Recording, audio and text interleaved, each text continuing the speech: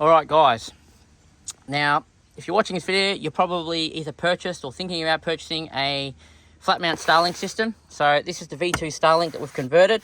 We convert these from your standard residential or RV Starlink into something nice in a flat profile that you can just carry and lift around, or you can mount them onto a vehicle if you want for permanent usage.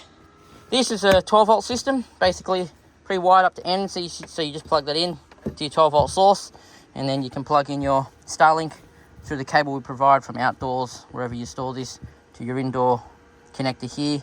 It's just a standard Ethernet cable. We've got the end terminated, so you basically pull off the caps and just plug in your network cable. And same for this side, just undo this and you link that up. And then on this side, you've obviously got to route it to a router, because you can't use your standard Starlink router when you move to a 12 volt system. You can if you stick to 240, you can use a standard Starlink router, but if you're going to go to your 12 volt in a box just like this, where you just plug in your router, your dishy and your power, you need to have a third-party router. Now, a lot of people in the flat mount game are using this little doobie here. You can buy this off Amazon for somewhere between $70 and $100 delivered. There is a downside to this though.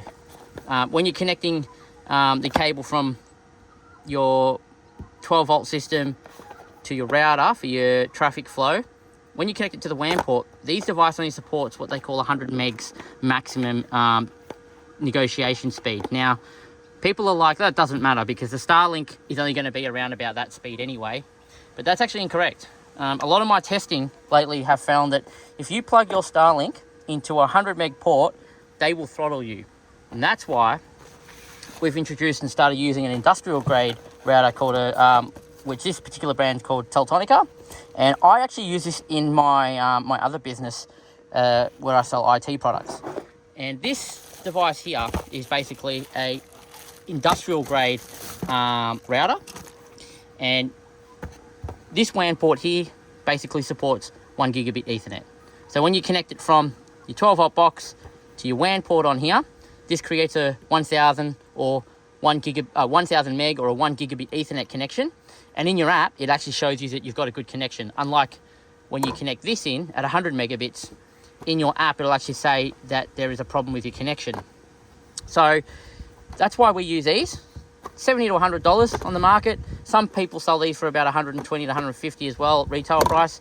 These units here just under $400 retail, and this can be powered by 12 volts. Now, this one here is powered by USB, micro USB, which is a 5 volt system.